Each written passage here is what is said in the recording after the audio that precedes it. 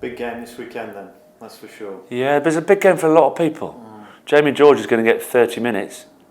If he hits 3 line-outs, he's going instead of Luke Cowan-Dickie. Luke Cowan-Dickie was a third-choice third-choice hooker last week. So if you're Jamie George and you come on and Laws or Launchbury calls a line-out and you're Jamie George and you don't like the call, no, recall, front ball, bang, just throw it, get it in. take your 3 arrows. Atwood or Cruz? No, let's stick on hookers because that's... I'd take Jamie George. I always would have taken Jamie George. Yeah. I love what Luke Cowan-Dickie is. He's going to get 75 caps for England.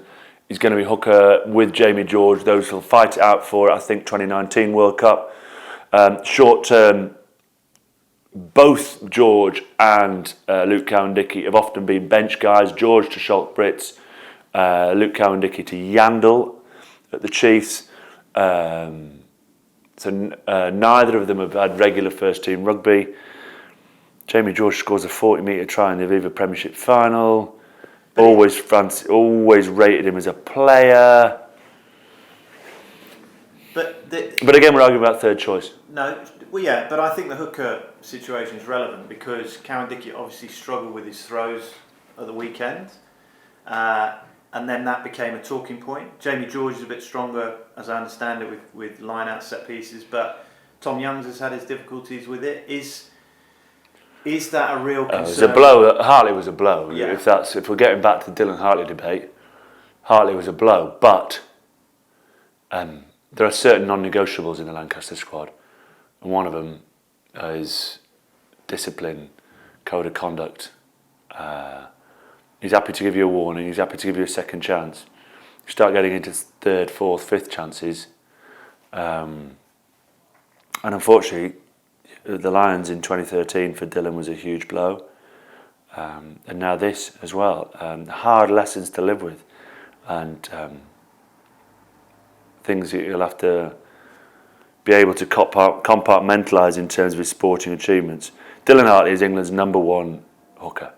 No doubt. 100%, first choice, fronted up against the All Blacks, fronts up against Bismarck du Plessis, tough. Was questioned by Gatland a couple of years ago, goes on a Friday night game, hits his arrows, hits his line-out men, but he's not there. So, is the emphasis now, or the pressure? There's a lot of pressure on Tom Youngs, not just to play well, but to stay fit. Yeah, Webber played well at the weekend. Webber struggled in the Premiership final because Burgess was playing 6 in the Premiership final, and with that they were sort of trying to operate 6-men lineouts up against Saracens, who are the kings of the lineouts by and large. Webber had a good game at the weekend. So you get to the knockout stages. First of all, you got to get into the 31.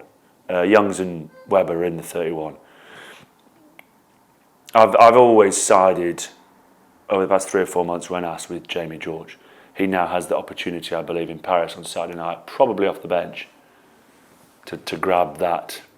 Because there's 3 hookers. There's 3 hookers and 3 scrum halves. So realistically, that's 30 and 30. He's got that chance to get number 30 on the squad sheet. But once you're number 30 in the squad sheet, man, things happen. You could end up being number 2 come October 17th if we get out of the group.